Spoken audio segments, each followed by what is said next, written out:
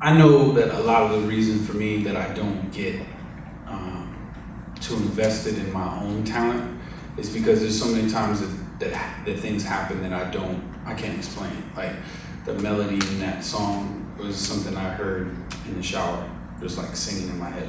And I heard the exact sound that I needed to find.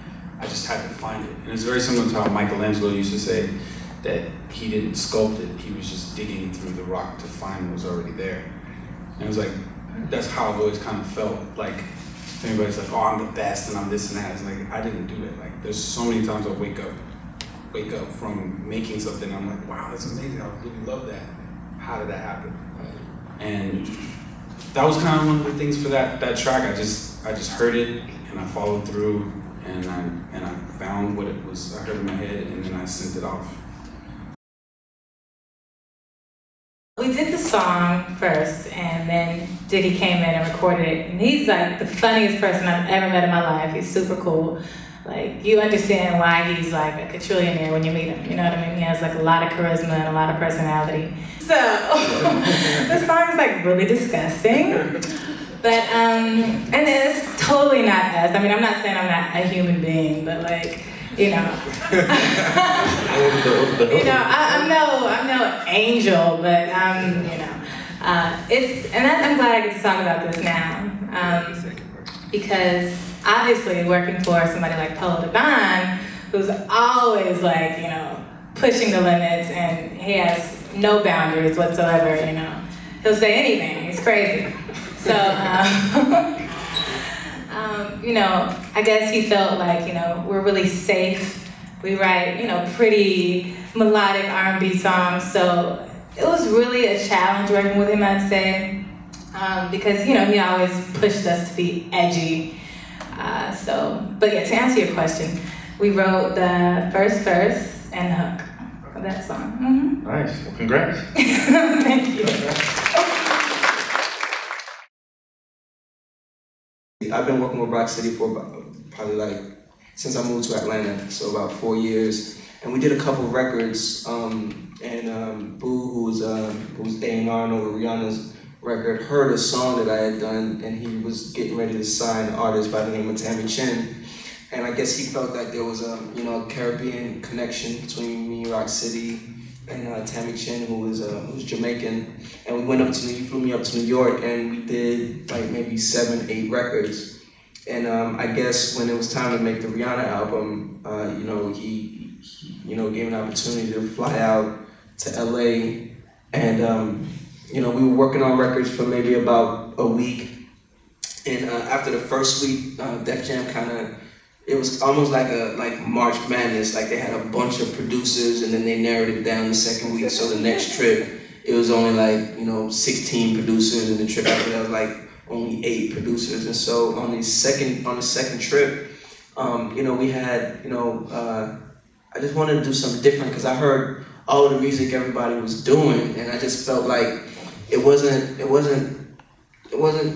doing anything for me. It was just like, yeah, that's just the most obvious Rihanna record. That sounds like a Rihanna record. So, I started thinking about music, and I felt like Rihanna's biggest records embodied elements of where she's from. She's Bayesian. So I said, okay, well, I think it's time for her to do another record. And then going in, I visualize every record that I make in terms of if somebody's coming, paying their money to watch the song being performed.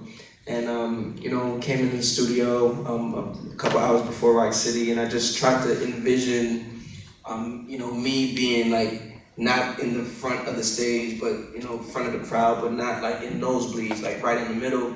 And after watching, imagine like you just got done watching Umbrella being performed, and like there's a lot of energy in that song, and so you're gonna see a lot of white lights and a lot of cool colors. And I wanted to know what it would sound like, what song would change the entire mood of 30,000 people at the same time. And Caribbean music tends to do that. It's just something about the rhythm and the movement of the music that has everybody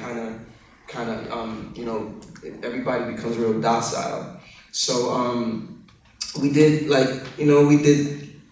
I started off with the drums and came up with the keys.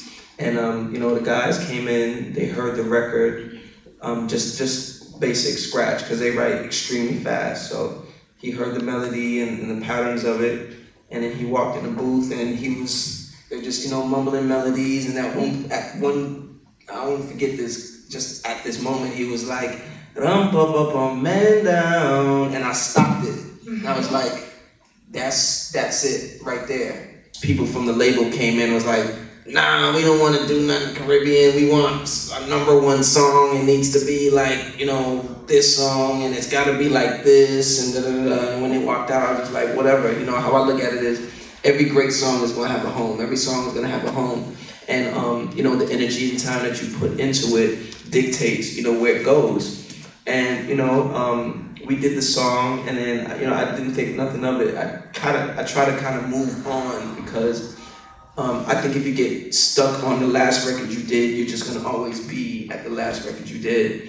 And so like 4 months later, it's probably like July, I get a call, they're like, yo, they want the files for Man Down, that's Rihanna's favorite record, and she cut it, and then I guess the rest is history, as they would say.